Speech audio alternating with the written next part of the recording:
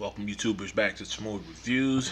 What can I say? The anime Goblin Slayer is now 10 episodes in, and that very first episode of Goblin Slayer kind of let us know what type of deal these goblins were playing. They were not giving a damn, and they were going in as hard as they can. So with that being said, 10 episodes later, how do I still rate Goblin Slayer? Goblin Slayer is going to receive a 9.5 out of 10 for me because I don't usually score anything with a 10 out of 10 because 10 out of 10 means something is perfect.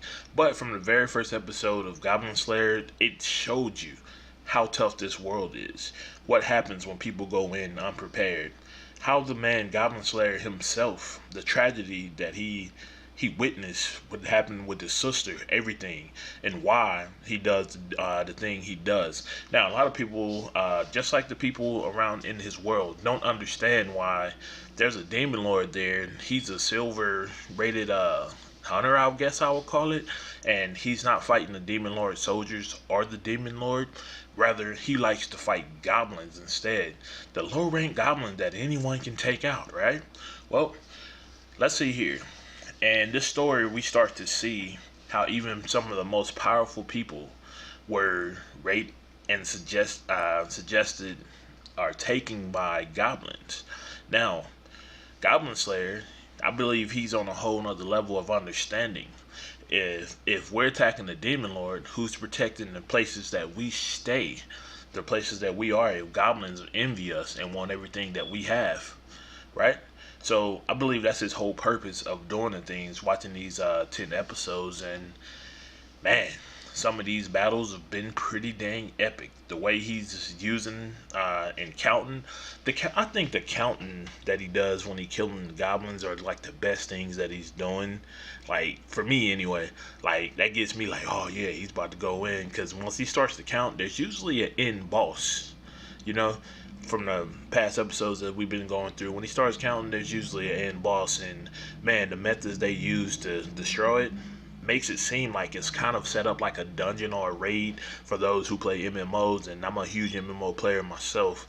Yeah, Goblin Slayer, easy 9.5. The graphics are great, the story is great, the reason for him doing the things that he do is also great. The backstory seems like it's going in a harem direction at the same time.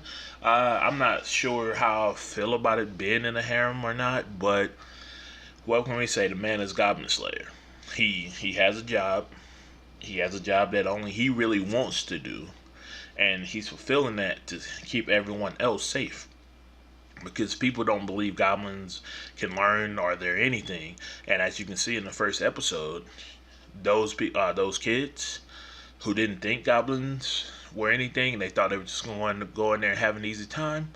Yeah, that didn't work out whatsoever. So, with that being said, my man Goblin Slayer, I'm gonna raise a fist up to you, because I know you're doing a great job. You're trying to keep everyone alive, and even though people were looking down at you at first, they're gonna come to realize what you're doing is the best thing to do. Now, from episode 10, we hear about the demon lord being slain. They kind of gave us some fan service in this episode, to just really relax and understand, the things the Goblin Slayer's been through and how that relates to some of the other people within his party and such.